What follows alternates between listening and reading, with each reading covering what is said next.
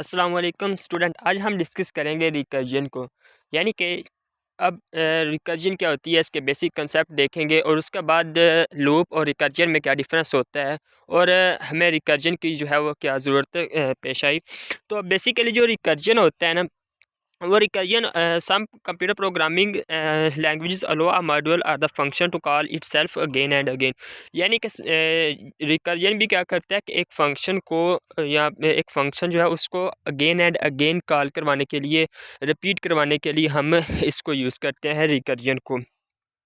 तो जो रिकर्जन होता है उसमें हमारे पास जो एक प्रॉब्लम है, जो एक हमारा जो कह लें कि एक प्रोग्राम है या जो प्रॉब्लम है हमारी, हम उसको सब मॉड्यूल में या छोटे छोटे मॉड्यूल टेक्निक को, मॉड्यूलेशन टेक्निक को यूज़ करते हुए उनको छोटे छोटे प्रोग्राम में, एक बड़े मसले को छोटे छोटे मसले में डिवाइड करके, उन सब को डिवाइड करके उनका आंसर निकाल के उनके रिज़ल्ट को आपस में कंबाइन करके फिर जो है वो हम अपना एक रिज़ल्ट बना लेते हैं। इसको कहते हैं रिकर्जन।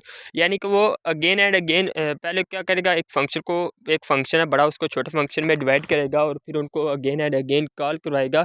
तो जब तक कि उसके बेस कंडीशन जो है उसकी सेटिस्फाइड ना हो जाए, उस वक़्त तक वो उन सबको जो है वो कॉल करवाएगा और इसको इसी तरह जो है प्रोसेस जो है वो रिपीट होता रहेगा। A function alpha either call itself directly or call a function beta, then it turn calls the original function alpha. The function is alpha is called recursion function. उसके बाद many programming languages implement recursion by mean of stack. अब ये जो है ना जो हमारा recursion function है, वो बेसिकली स्टैक के जो हमारी स्टैक को यूज़ करते हुए, स्टैक डाटा स्ट्रक्चर जो है वो उसको यूज़ करते हुए डाटा को स्टोर करता है। अब स्टैक में क्या होता है, हम ये तो कह रहे हैं कि स्टैक की टेक्निक को यूज़ करते हुए रिकर्जन जो है वो अपना जो डाटा है या जो इम्प्लीमेंट होता है वो बाय यूजिंग स्टैक टेक्निक उसको यूज़ कर रहा होता है। लेकिन स्टैक होती क्या है? तो स्टैक में बेसिकली होता है कि फर्स्ट इन लास्ट आउट। यानी कि अगर हमने डाटा को सबसे पहले एंटर करवाया तो उसको सबसे आखिर में निकालेंगे। फॉर एग्जांपल इस फिगर से आप देख सकते हैं कि f of N minus one, f of N minus two, इसको अप टू सो ऑन हमने इस वाले फंक्शन को जो है रिकर्जन फंक्शन इसको अगर इसके ऊपर अब हमने अप्लाई करना है, तो सबसे पहले एफ ऑफ एन का रिजल्ट स्टोर होगा, फिर F of N minus one, फिर F of N minus two, ये स्टोर होगा, फिर अप टू सो ऑन। अब जब हमने इसमें से निकालना है तो सबसे पहले हम f of N minus two निकालेंगे और जब फिर F of N minus one, फिर एफ ऑफ एन। यानी कि हमने सबसे पहले एंटर क्या किया था, एफ ऑफ एन, लेकिन सबसे पहले बाहर क्या निकाल रहे हैं, आउट क्या हो रहा है, पुश क्या हो रहा है, पॉप क्या हो रहा है, पहले F of N minus two. तो ये जो है वो स्टैक वाली टेक्निक को यूज़ करते हुए ये रिकर्जन फंक्शन जो है वो यूज़ होता है बेसिकली। तो और जो रिकर्जन फंक्शन है वो उसकी एग्जांपल अगर मैं आप लोगों को दूं तो आप कह लें जैसा कि हमारे पास फैक्टोरियल होता है, किसी भी नंबर का फैक्टोरियल अगर फाइंड करना है, फॉर एग्जांपल हमने 5 का फैक्टोरियल फाइंड करना है, तो 5 से पीछे 4 का फैक्टोरियल, 5 मल्टीप्लाई बाय 4 का फैक्टोरियल, 4 मल्टीप्लाई बाय 3 का फैक्टोरियल, मल्टीप्लाई बाय 2 का फैक्टोरियल। यानी कि हमने क्या किया, 5 multiply by 4 multiply by 3 multiply by 2 multiply by 1, यानी कि 5 से लेके 1 तक हमने इन सारे को जो है वो छोटे छोटे प्रॉब्लम्स में डिवाइड किया है।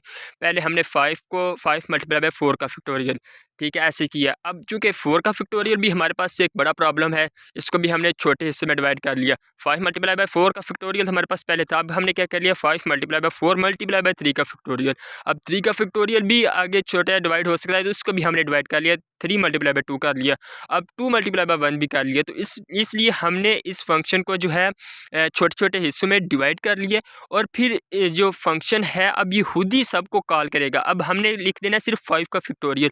अब ये 5 मल्टीप्लाई बाय 4 भी खुद ही करेगा, 4 मल्टीप्लाई बाय 3 भी खुद करेगा, 3 मल्टीप्लाई बाय 2 भी खुद ही करेगा, 2 मल्टीप्लाई बाय 1 भी खुद ही करेगा। Function call itself again and again. यानी कि जब तक इसकी बेस कंडीशन सेटिस्फाइड नहीं हो जाती, ये फंक्शन जो है वो खुद ही जो इसके सब मॉड्यूल हैं उन सबको जो है वो कॉल करवाएगा और उनको कॉल करवाएगा और आपस में उनका जो आखिर में रिज़ल्ट आएगा सबको ऐड करेगा और हमें 5 का फैक्टोरियल 120 जो है वो हमें बता देगा। हमें कुछ भी नहीं करना पड़ा, हमने सिर्फ इसको रिकर्जन फंक्शन यूज़ किया है, उसने हमें ऑटोमेटिकली 5 का फैक्टोरियल जो है उसको निकाल के दे दिया।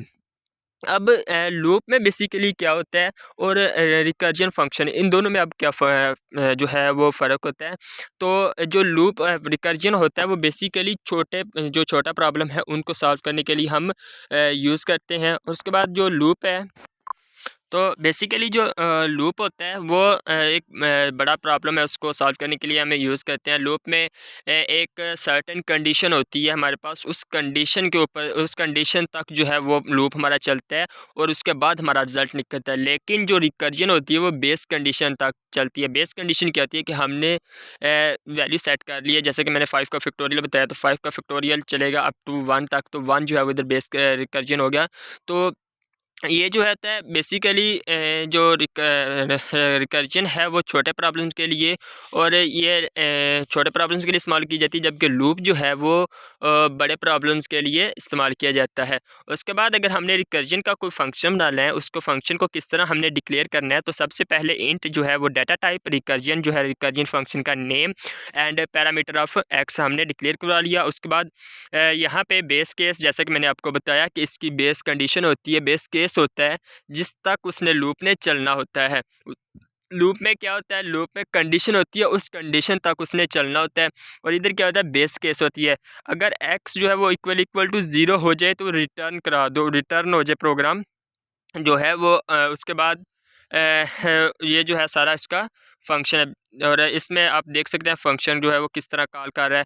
अगर तो कंडीशन हमारी सेटिस्फाइड कर रही है तो रिटर्न करवा दे, अगर सेटिस्फाइड नहीं कर रही, एक्स जो है वो ज़ीरो के इक्वल नहीं है, तो जो हमारा फंक्शन है वो recursion into x minus one के ऊपर चला जाए। और इस तरह हम जो वापस फिर inter recursion of parameter of x को कॉल करवा लेगा।